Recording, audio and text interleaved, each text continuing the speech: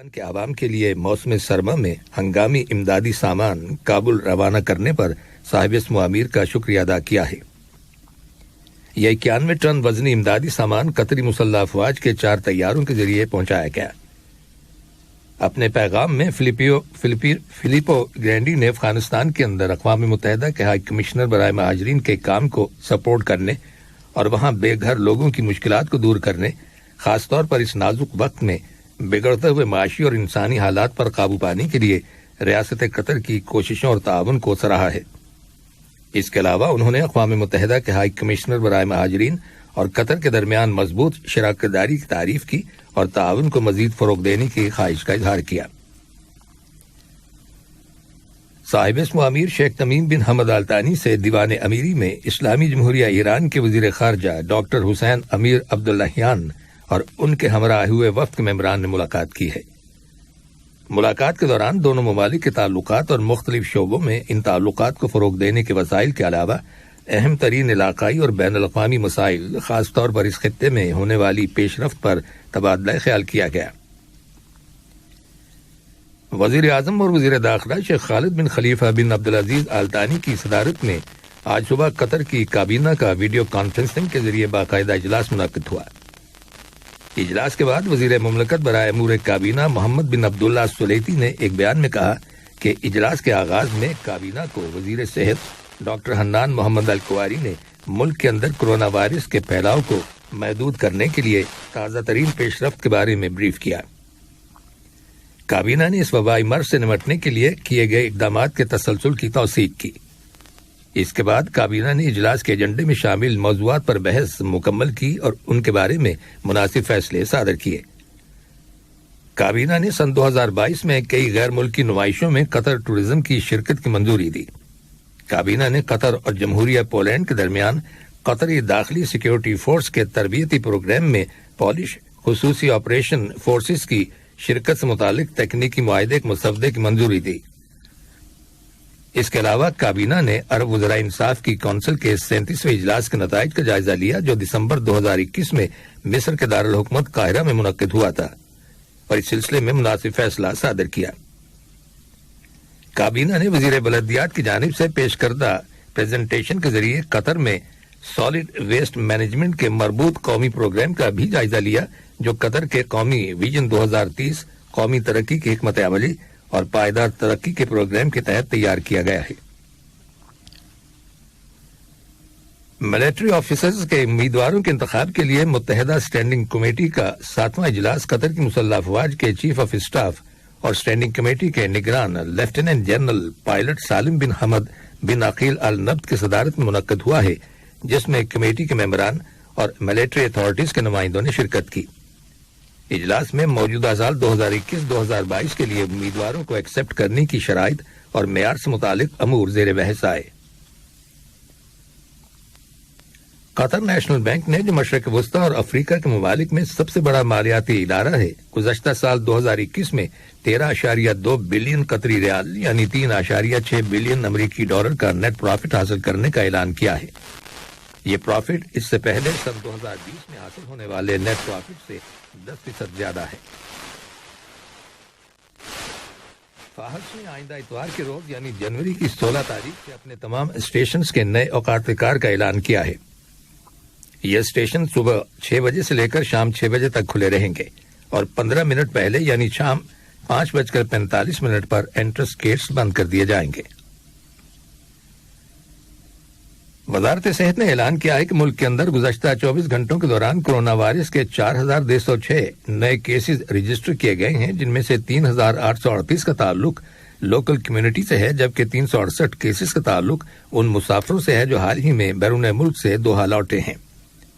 وزارت صحت نے اسی دوران میں کرونا وائرس کے مزید 963 مریضوں کے صحت یاب ہو جانے کی بھی تصدیق کی ہے، جس کے بعد اس وبائی مرض سے شفا پانے والے افراد کی مجموعی تعداد اب 2,50,570 ہو گئی ہے۔ کرونا وائرس سے نجات حاصل کرنے کے لیے ویکسینیشن اور بوسٹر ڈوزز لگوانے کی اہمیت پر زور دیتے ہوئے حمد میڈیکل کارپوریشن HMC کے ایک سینئر ہیلتھ آفیسر نے بتایا کہ حال ہی میں وائرس کی وجہ سے جن 7 افراد کا انتقال ہوا ہے ان سب نے ویکسین نہیں لگوائی تھی۔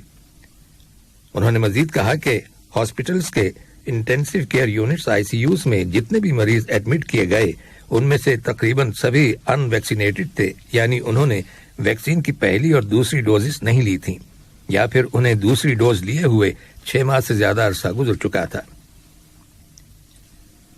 دریں اثنا متعلقہ اتھارٹیز نے 293 افراد کو حراست میں لینے کے بعد انہیں پبلک پراسیکیوشن کے حوالے کر دیا ہے۔ ان لوگوں نے ملک کے اندر کرونا وائرس کی روک تھام کے معاملے میں عائد کردہ پابندیوں کی خلاف ورزی کی تھی۔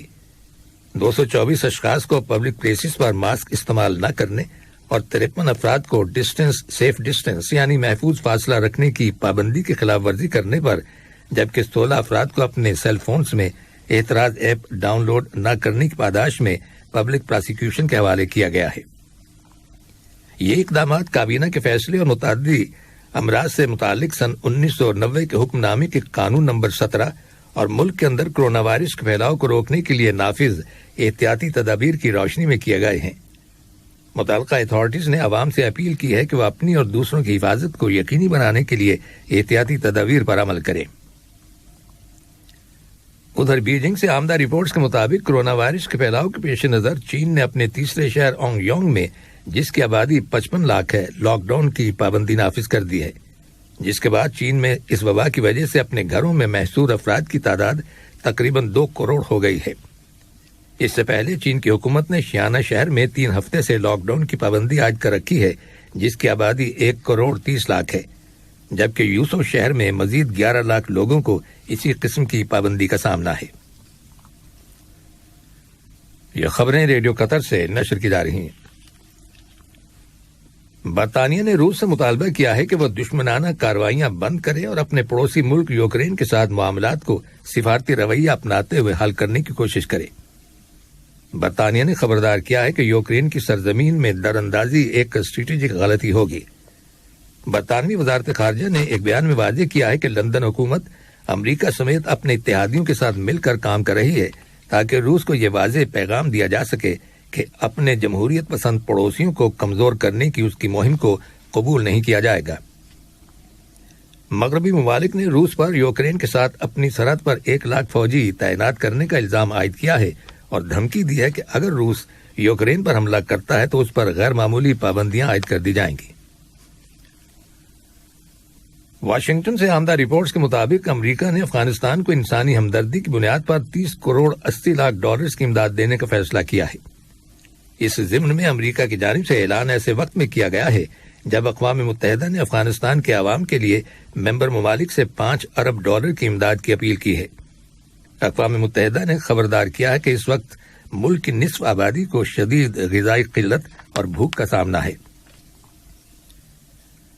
جنوبی کوریا کی فضائیہ کا ایک لڑاکا طیارہ ملک کے وسطی علاقے میں گر کر تباہ ہو گیا۔ رپورٹس کے مطابق طیارہ پہاڑی علاقے میں گر کر تباہ ہوا۔ فوری طور پر اس حادثے کی وجہ معلوم نہیں ہو سکی۔ اور اب کھیلوں کے بارے میں کچھ خبریں۔ قطر ریلی کے 3 مرتبہ کے چیمپئن قطر کے ناصر عطیہ کل اس ریلی کے 9ویں مرحلے میں 39 منٹس اور 5 سیکنڈز کے فرق کے ساتھ تیسری پوزیشن پر رہے۔ تاہم ناصر عطیہ ابھی بھی اوور آل پوزیشن میں سب سے آگے ہیں۔ قطر موٹر اور موٹر سائیکل فیڈریشن اگلے ماہ فروری کی 10 تاریخ سے 12 تاریخ تک منعقد ہونے والے FIA middle east rally champion کے دوسرے راؤنڈ کے مقابلے کی میزبانی کرے گی۔ پاکستان کرکٹ بورڈ PCB کے چیئرمین رمیز راجہ نے کہا ہے کہ PCB پاکستان، بھارت، آسٹریلیا اور انگلینڈ کے درمیان سالانہ T20 سیریز منعقد کرنے کا ارادہ رکھتا ہے۔ آخر میں اہم خبروں کی سرخیاں ایک بار پہ سن لیجیے۔ صاحب اسم امیر کو اقوام متحدہ کے ہائی کمشنر برائے مہاجرین کی جانب سے ایک تحریری پیغام موصول ہوا ہے۔ صاحب اسم امیر سے اسلامی جمہوریہ ایران کے وزیر خارجہ اور ان کے ہمراہ آئے ہوئے وفد کے ممبران نے ملاقات کی ہے۔ آج صبح وزیر اعظم اور وزیر داخلہ کی صدارت میں قطر کی کابینہ کا ویڈیو کانفرنسنگ کے ذریعے باقاعدہ اجلاس منعقد ہوا اور حمد میڈیکل کارپوریشن HMC کے ایک سینئر ہیلتھ آفیشل نے بتایا ہے کہ حال ہی میں کرونا وائرس کی وجہ سے جن 7 افراد کا انتقال ہوا ہے ان سب نے وائرس کے خلاف ویکسین نہیں لگوائی تھی۔ ریڈیو قطر سے خبروں کا آج کا دوسرا بلیٹن ختم۔